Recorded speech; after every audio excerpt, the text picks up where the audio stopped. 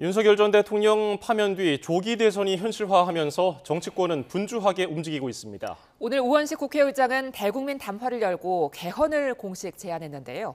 김동원 국민의힘 대변인, 정기남 전 더불어민주당 선대위 대변인과 함께 관련 이야기 나눠봅니다. 안녕하십니까? 어서 오십시오. 안녕하십니까? 예, 대통령 파면 이후 만 이틀이 지났는데요. 먼저 국민의힘에서는 현재 여론 추이 어떻게 보고 있습니까? 예, 지난 금요일 윤 대통령의 어떤 파면 최종 선고는 우리 당에 상당한 충격으로 다가왔었죠. 그 뒤에 이제 차분한 뭐 승복하겠다라는 얘기는 당 지도부를 통해서 여러 차례 우리가 대국민 메시지를 낸 적이 있습니다. 또 뭐 대변인단 성명 등을 통해서 수차례 어떤 결과가 나든 간에 승복하겠다. 그리고 또 민주당 이재명 대표에게도 같이 승복 선언을 해야 된다라고 하는 메시지를 여러 차례 냈기 때문에 지금 다소 아쉬운 결과로 인식을 하고 있습니다만 깨끗이 승복을 했습니다. 그 뒤에 어떤 여론 추이라든가 이런 것도 예의주시하고 있습니다만은 지금 바로 탄핵이 조기 대선을 의미하지 않습니까? 이제 곧 60일 이내에 6월 3일로 유력한 날짜가 정해져 이제 화요일 날 국무회의에서 최종 결정이 나겠습니다만은 이제 두 달이 채 안 남은 조기 대선에서 어떻게 준비를 하느냐를 아주 연구를 하고 있습니다. 지금 이 시간에도 비상의원총회를 지금 개최하고 있고요. 바로 직전에 3시에는 3선 이상급 당 중진 회의를 잇따라 열어서 이런 어떤 취지뿐만이 아니라 조기 대선을 우리가 임하는 여러 가지 짚어야 될 문제를 지금 심도 있게 논의를 하고 있습니다. 예. 자, 이런 가운데 오늘 낮에 윤석열 전 대통령의 메시지가 나왔는데 청년 그리고 국민변호인단 이렇게 콕 집어서 언급을 했네요. 그러니까 윤석열 대통령에게는 여러분이라고 하는 표현이 저희가 보통 알기 상식으로는 국민 여러분이 돼야 되지 않겠습니까? 예. 그럼에도 불구하고 윤석열 대통령의 머릿속에는 지지자들을 염두에 두고 있다. 국민변호인단이라는 표현을 썼습니다만 그게 어찌 보면 그동안 탄핵 반대 운동에 열심히 했던 강성 지지층이 바로 국민변호인단입니다. 예. 자, 그러면 윤석열 대통령은 전직 대통령의 신분입니다만 대통령직에 대한 최소한의 공적 마인드 또는 뭐 이 책임감이라고 하는 것을 찾아볼 수 없다는 겁니다. 그동안 비상계엄 조치로 인해서 그 4달 동안 이어져 온 이른바 국정 혼란, 국민적 불안 이런 것에 대한 일체의 사과나 헌재 결정에 대한 승복 일체의 그런 것을 찾아볼 수가 없습니다. 결국 윤석열 대통령에게서 국민 여러분은 지지자일 뿐이고 아직도 어찌 보면 정상적인 사고를 하고 있지 못하다. 현타가 오지 않고 있다. 아직도 본인이 전직 대통령의 신분으로서 무언가 할 수 있다라고 하는 그런 망상에 빠져 있는 것을 보여주는 그런 메시지였다고 보여집니다. 김 대변인님 반론 있으십니까? 네. 이렇게 콕 집어서 지금 이 특정층을 얘기를 한 거를 두고 또 이제 비판의 목소리가 나오고 있는 거 잘 알고 있습니다. 또 저렇게 민주당에 계신 분들은 저렇게 얘기를 할 수도 있겠다고 저는 이해를 합니다만은 글쎄요, 그만큼 아주 엄중하고 어려운 시기에 동참해 준 분들을 아마 머릿속에 먼저 떠올렸겠죠. 예, 국민 여러분께라고 하는 그런 것은 이미 석방될 시점에도 메시지가 한번 나왔고요. 예. 바로 지금 또 한 번 지난 그 권영세 비대위원장과 권성동 원내대표의 그 위로 방문 시절에도 국민들께 전하는 메시지를 간접적으로 전한 바 있습니다. 오늘 국민변호인단과 2030 청년층들을 강조해서 한 거는 그만큼 어려운 시기에 동참해 준 것이 눈물겹도록 고맙다라는 그런 그 메시지로 이해를 해 주셔도 저는 무방하다고 생각을 합니다. 그 여기에는 아스팔트에 쏟아져 나오는 애국 시민들, 일반 국민들에게 당연히 그런 메시지가 포함이 된 걸로 생각을 하는데요. 대국민 메시지, 국민 여러분께 송구합니다, 죄송합니다, 감사합니다 하는 얘기는 이미 두 차례 나와 있기 때문에 지금 뭐 주어가 국민 여러분께로 돼야 된다라는 것이 충분히 저는 저렇게 얘기를 할 수가 있겠다라고 생각을 하지만 이 안에 포함이 돼 있고 그만큼 감사의 대상을 적시를 했다 이렇게 이해를 해주셔도 좋을 것 같습니다. 예, 방금 들어온 긴급 속보부터 전해드리겠습니다. 오늘 오후에 대구시 북구 야산에서 불이 났습니다. 그리고 여기에 헬기 5대가 투입됐는데 진화 작업을 벌이던 헬기가 추락했다는 소식이 들어왔습니다. 예, 오늘 오후 3시 12분쯤 대구시 북구 서변동 야산에서 원인이 아직 밝혀지지 않은 불이 났는데요. 이 불을 진화하기 위해서 산림당국이 헬기 5대 등을 투입해서 진화 작업을 벌였고 약 50분 만에 조금 전 오후 4시쯤 큰 불길을 잡았다 이런 소식까지 들어왔는데요. 조금 전에 여기에 더해서 이 산불을 진화하던 헬기가 추락했다 이런 소식이 추가로 들어왔습니다. 예, 지금 저희가 보여드리고 있는 화면은 대구 북구 산불 현장 인근의 모습입니다. 조금 전에 진화 헬기가 땅에 물을 뿌리는 모습도 볼 수가 있었는데요. 지금까지 헬기에 몇 명이 탑승을 하고 있었는지 또 피해 상황은 어느 정도인지는 알려지지가 않고 있는 상황입니다. 예. 자, 지금 대구 북구 산불 현장에서 산불을 진화하던 헬기가 추락했다 이런 소식이 들어왔는데요. 자세한 소식이 들어오는 대로 다시 한번 정리해서 전해드리겠습니다. 예. 자, 대구 산불 현장 헬기 추락 소식 전해드렸고요. 예, 참 안타까운 소식입니다. 자, 일단은 다음 소식이 들어올 때까지 저희는 정치권 얘기를 계속해서 해보죠.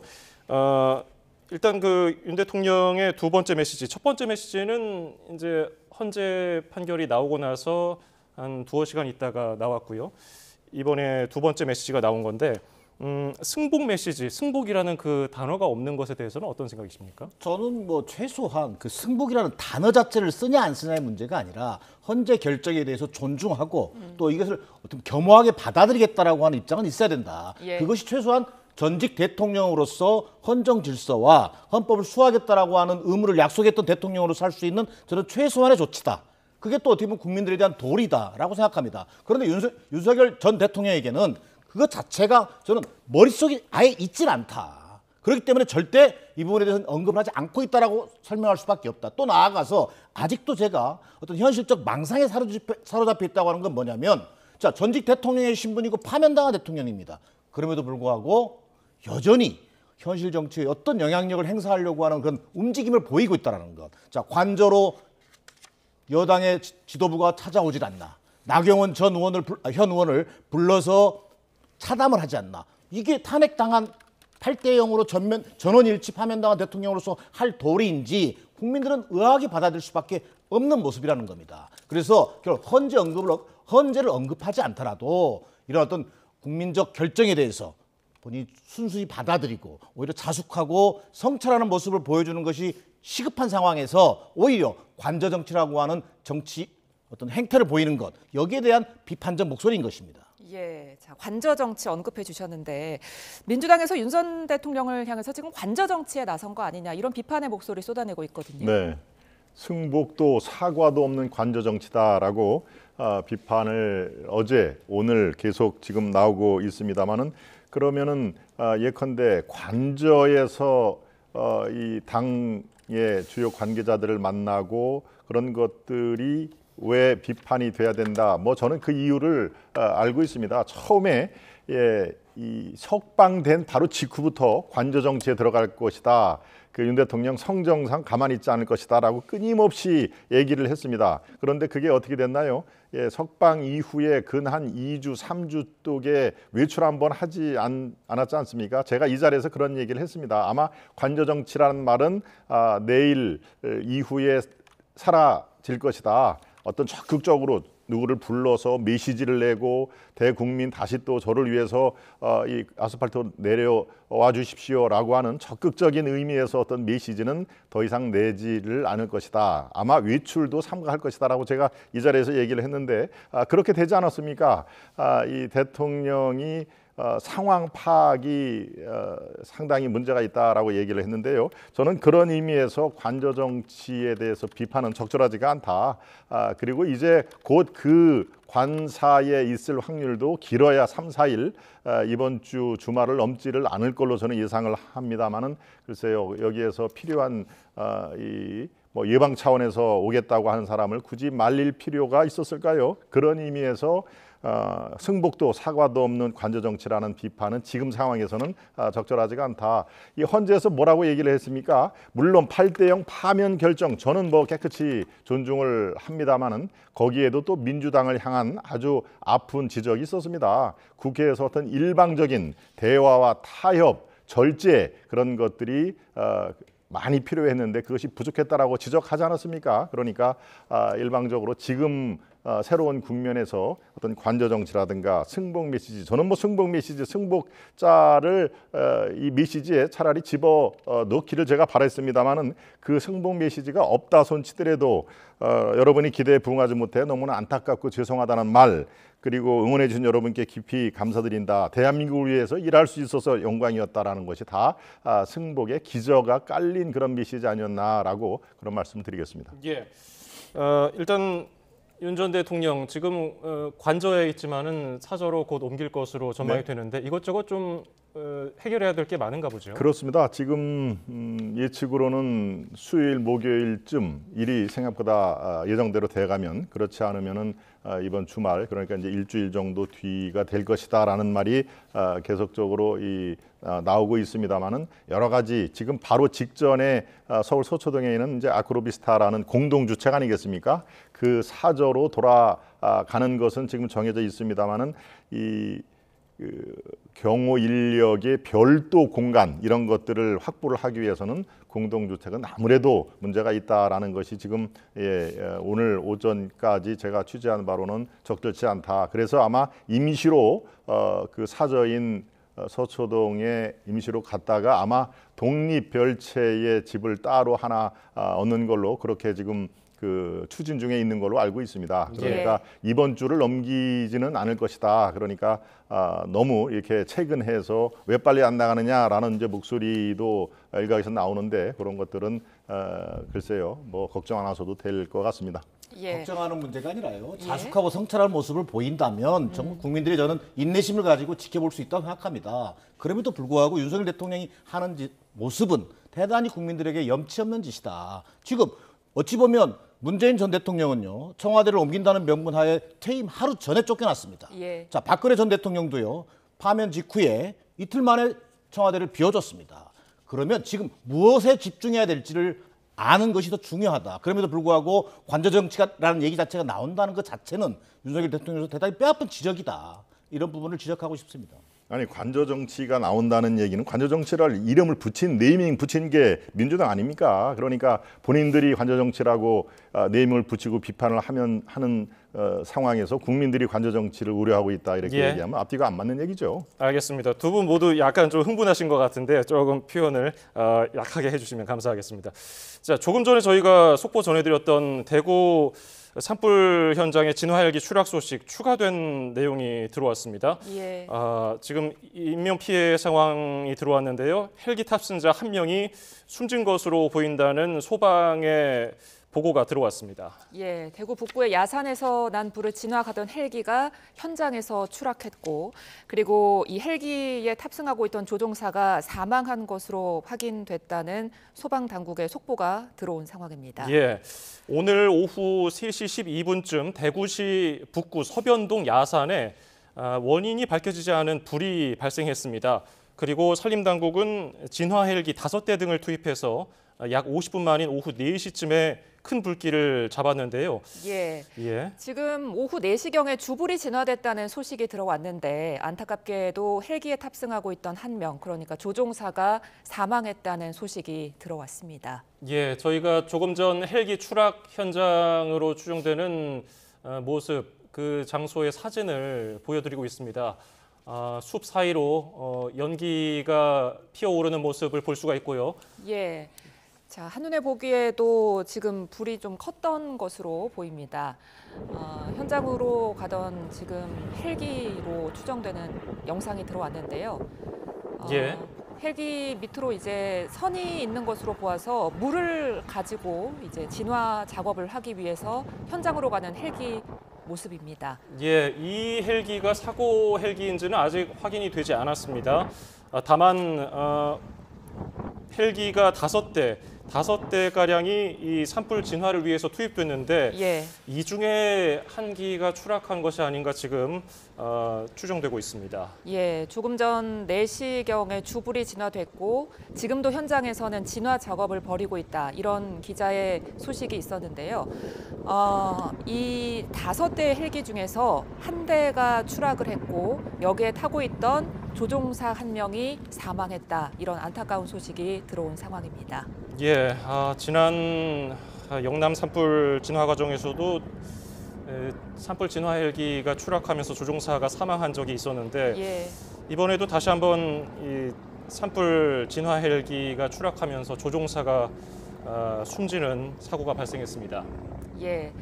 자, 산림 당국이 대구 북부의 야산에서 난 불을 진화하기 위해서 헬기 5대들을 투입했고 약 50분 만인 오후 4시쯤에 큰 불길을 잡았지만 안타깝게도 이 진화 작업에 투입이 됐던 헬기 한 대가 추락을 했고 조종사 1명이 사망했다. 이런 소식이 들어왔습니다. 예, 조금 전 헬기 추락 현장에서는 헬기 여러 대가 화면상으로는 3대 정도가 이 사방에서 물을 기르다가 산불 현장 그리고 추락 현장에다 물을 뿌리는 모습이 보였는데요. 예. 안타깝게도 조종사가 숨졌다는 소식이 들어왔고요.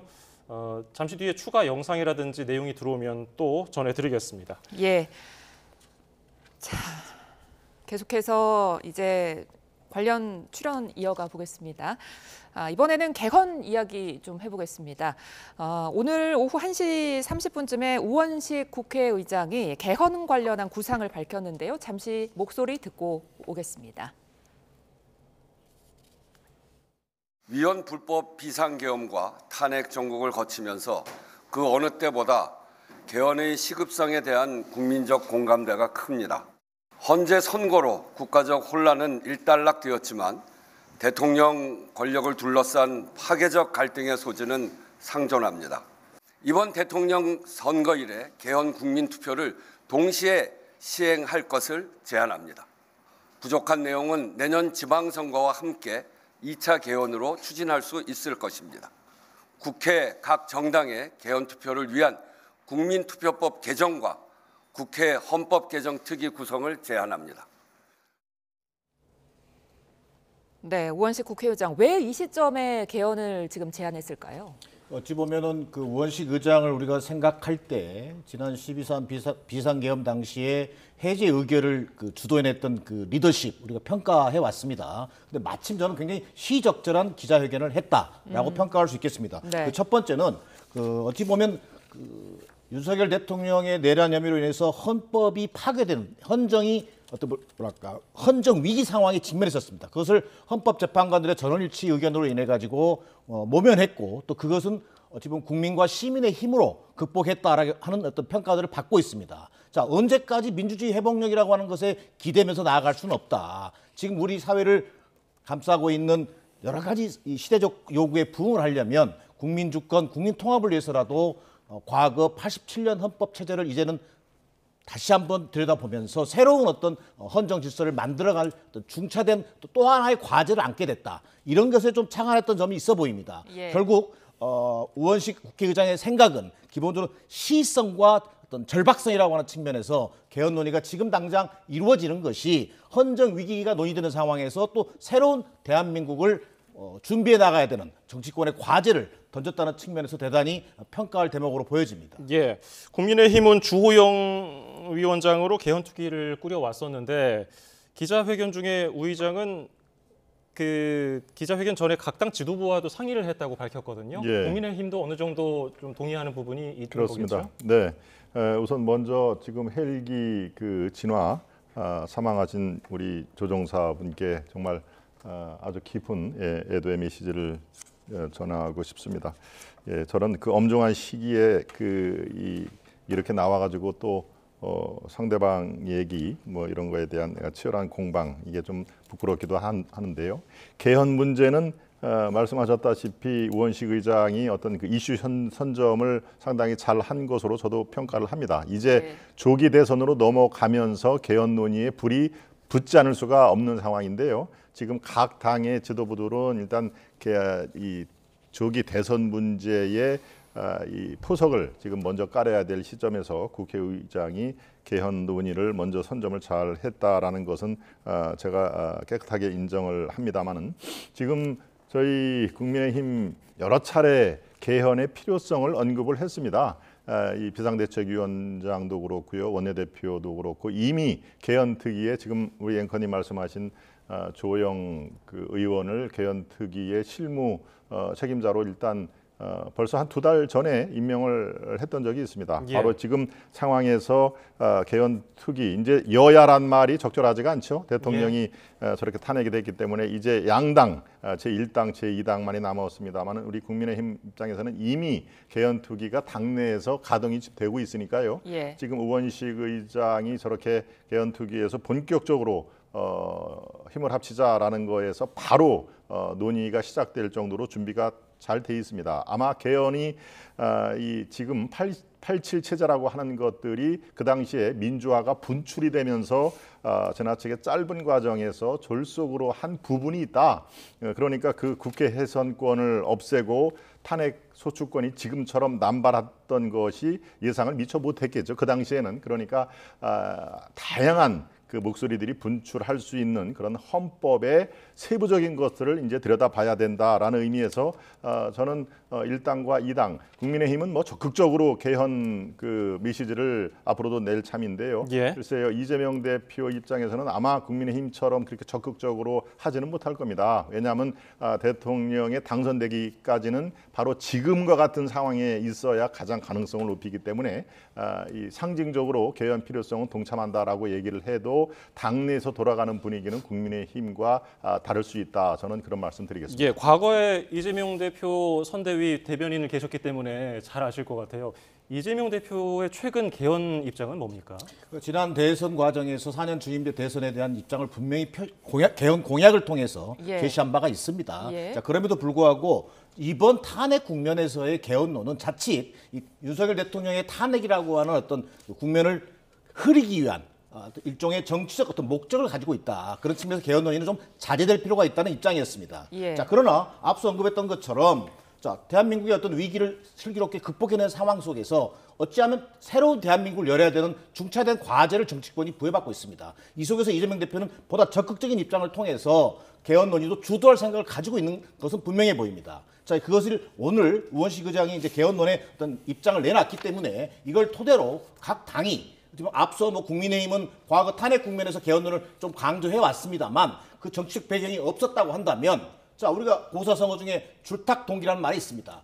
병아리의 알은 안에서도 깨고 밖에서도 또 깨는 그런 과정이 필요한 겁니다. 결국 우원식 의장의 제안을 여야가 어찌 보면 대승적으로 받아서 이 개헌 논의가 짧은 기간이지만 이 기간 동안에 충분히 논의돼서 국민 여러분의 어떤 여망 이것들을 실현하는 하나의 정치권의 역할로 나아가는 것이 지금 대단히 중요한 시점이 됐다.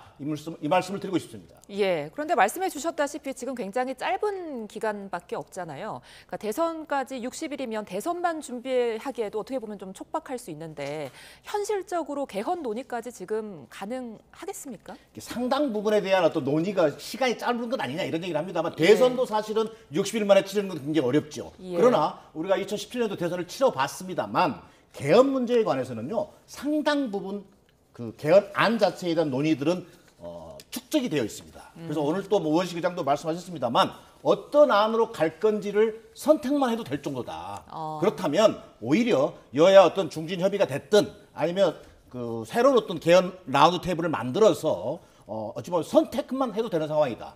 근데 더 나아가서 혹시 우려가 있다면 예. 우원식 의장의 지적처럼 권력구조 개편 문제에 대한 핵심적인 문제만 합의하고 그 다음 문제는 다음 지방선거라든가 이걸 통해서 2차 개헌을 통해서 그 부분을 보완하는 방식으로라도 국민적 여망에 부응할 필요가 있다고 보여집니다. 예, 우원식 국회의장은 기자회견 전에 각 당 지도부와 협의를 했다고 했지만은 이견이 있다면은 어떻게 이게 결론으로 도출될까요?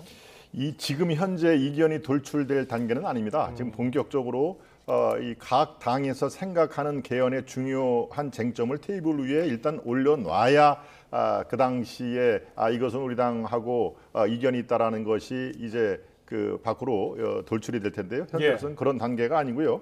그것을 사실은 미연에 방지를 하기 위해서 국민의힘의 대선 후보 지금 약 10여 명으로 거론이 되죠.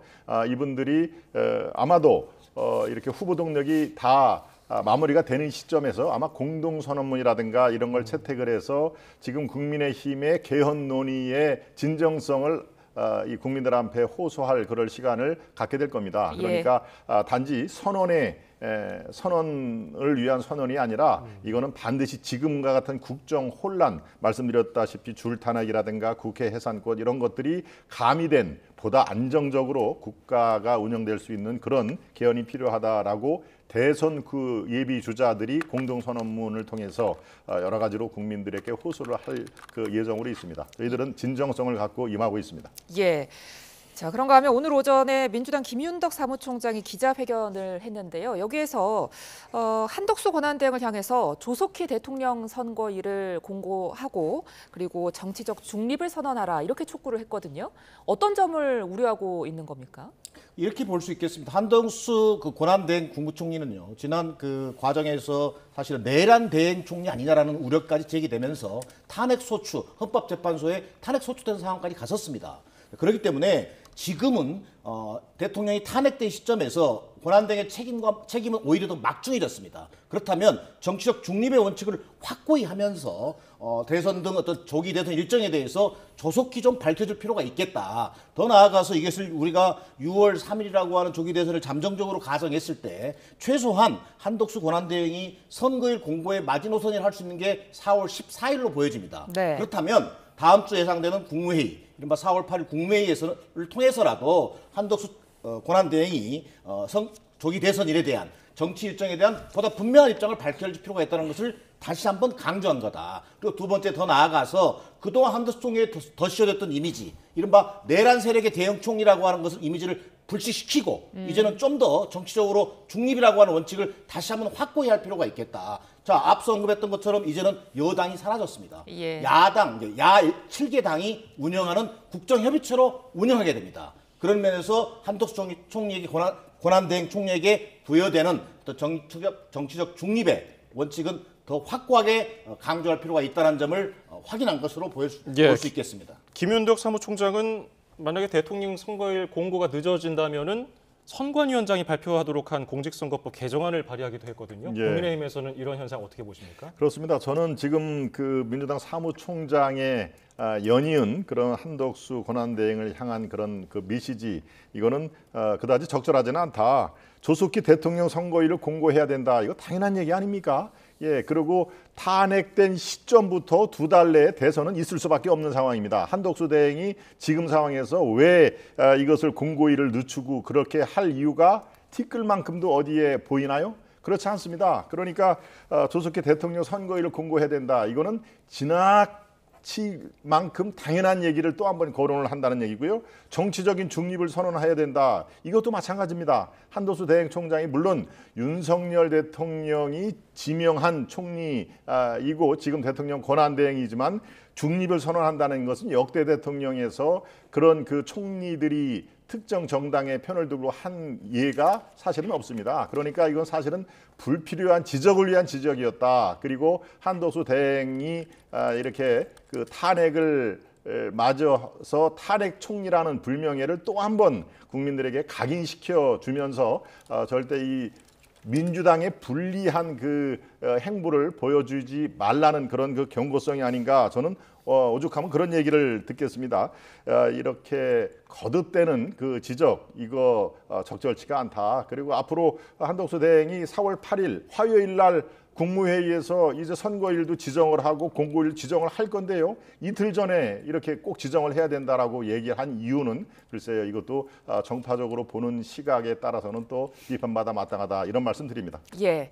자, 그런가 하면 1호 당원인 윤석열 전 대통령을 즉각 제명하라. 그렇지 않으면 대선 후보를 낼 자격도 없다. 이렇게 지적했거든요. 너무나 맞는 얘기 아니겠습니까? 결국은 전 국민의힘의 의원이었던 김웅 의원이 한 발언이기도 합니다. 무슨 얘기냐면 벼룩도 낯짝이 있는 것 아니겠습니까? 자, 지금 조기 대선은 현실적으로 전적으로 윤석열 대통령의 파면으로 발생한 겁니다. 그렇다면 제1호 당원입니다. 국민의힘의 제1호 당원이 윤석열 당원입니다. 윤석열 대통령이 파면됐다는 얘기는 국민의힘은 결국 내란의 어떤 제1의 부역자로 평가받을 수밖에 없는 상황입니다. 자, 그러면 최소한 국민에게 사죄하고 석고대죄하고 대우각성하는 모습을 보여야 될 텐데 벌써 국민들 앞에서 대선 승리를 운운하고 있습니다. 국민들로서는 어처구니가 없는 노릇인 것이고요. 오히려 그런 맥락에서 본다면 국민의힘은 오히려 지금은 우리 당은 대선 후보를 내지 않겠다. 우리 책임이다. 라고 하는 모습을 보여줘도 부족하다라고 하는 점을 강조한 겁니다. 예, 국민의힘에서는 윤 전 대통령과의 관계라든지 친윤과 비윤 사이 이런 여러 가지 상관관계가 복잡할 것 같은데요. 어떻게 풀어가야 할까요? 예, 그렇게 단순한 문제는 아니죠. 탄핵 12월 3일 날 비상계엄 선포 때부터 여러 가지로 찬성, 반대로 치열하게 나온 국면은 이미 뭐 아스팔트에서도 그게 다 증명이 됐는데요. 그렇다고 해서 대선 후보조차 낼 자격이 없다라는 얘기는요.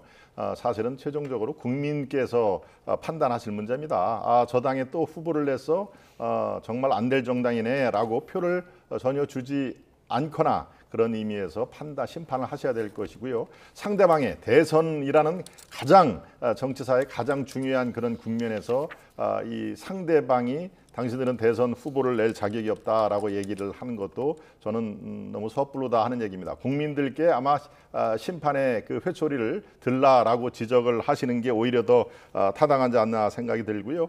지금 반탄을 둘러싸서 국민의힘의 내부 사정, 복잡한 거는 분명히 어떤 그런 것이 있습니다만은 그게 이제 대선 후보 등록 과정에서 목소리들이 수렴을 할 것이다. 그런 면에서 반드시 우리는 그 극복을 해서 다시 국민들 속으로 들어가는 그런 것들을 이제 내일 월요일부터 차근차근 보여드릴 예정입니다. 예, 알겠습니다. 지금까지 김동원 국민의힘 대변인, 정기남 전 민주당 선대위 대변인이었습니다. 두 분 감사합니다. 고맙습니다.